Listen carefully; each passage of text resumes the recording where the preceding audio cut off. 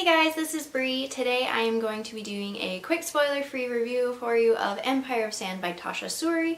This is an Indian and Mughal Empire inspired high fantasy novel following our main character named Mare. She is the illegitimate child of an imperial governor, and her mother is an Amrithi, which are considered savages and barbarians. They are the tribespeople of the desert near where she lives. Her mother is banished and she has a stepmother who hates her. Wicked stepmother trope is definitely present. But her mother's best friend, who is also Amrithi in hiding, comes and does the rites with her, which is part of their culture in which they celebrate different parts of life. It sounds almost like a dance. And one day these magical storms happen and the mother's friend promises she will be there to help Mare perform the rite. And she is not, so Mare wanders out into the storm and basically asks the storm to help her find this family friend, and instead she finds the murdered guard and the woman is gone. Unfortunately, by asking the storm to help her and it responding, it is revealed that she has power in her blood, and it is believed that the Amrithi have direct ancestry from the gods and the Deva, which are sort of like genie if you have, or the Jinn if you've read City of Brass or Rebel of the Sands. It's a similar concept, and she is forced to agree to a marriage. And in this world, noblewomen, which she technically is even though she is an illegitimate child, their only choice that they are allowed to make on their own is who they marry. And she is forced into the situation where she has to agree to marry this man in order to protect her family, especially her younger sister, who she is very protective of. And from there we embark on this story of her having to travel to this massive temple.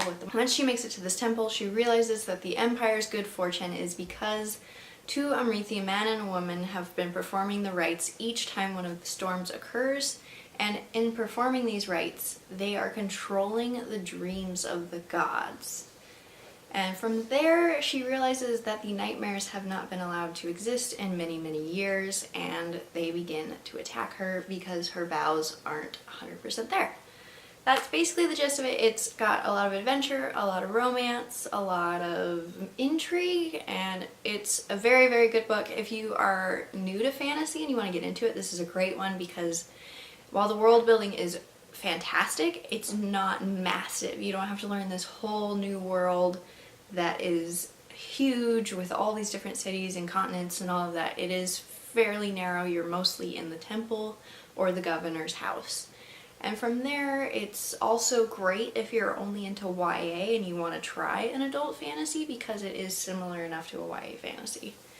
I gave it 5 stars because I just loved Mare. She's stubborn.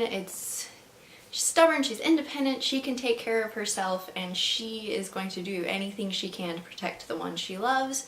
There's never a moment where she is just this weak, sniveling character. She's so likable, but she's prickly at the same time.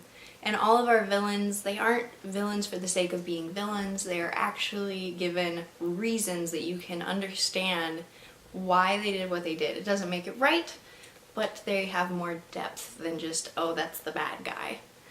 I highly recommend this enchanting, beautifully written, just all-consuming book. I finished it, it's over just shy of 500 pages. I finished it in 4 days. It flew by. I had no issues reading it. The one thing I will say is if you're not familiar with Indian culture, I read it on a Kindle, so if you highlight the words that you're not familiar with, it will translate or give you a definition or pull up the Wikipedia page so you can have a better grounding of what you're reading. I do this for a lot of books if I know I'm not going to be very familiar with certain aspects of it.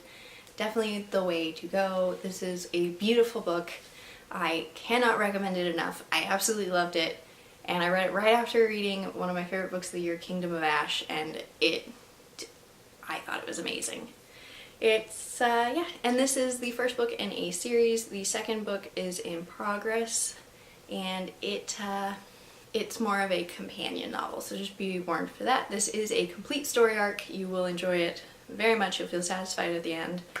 One thing I did want to say is that this was a very well researched book. Nothing about it felt completely unauthentic. It felt like a lot of thought was put into what was done and everything was well researched, because I read a few books lately where things are borrowed from certain things, from certain aspects, certain cultures, certain groups, and I feel like the research just wasn't done. And I don't want to point out any book specifically because it's hard enough to write a book, but this one, the research of the historical aspects was done very, very well, and I felt great reading it the whole time. I didn't feel confused. I cannot recommend this book enough. I know I've said that a few times, but yeah, definitely check this one out. I loved it, and I hope you guys love it too. Yeah, I post videos every Tuesday and Friday, sometimes on Sunday, and subscribe, like this video if you want, and I will see you guys in the next one. Happy reading!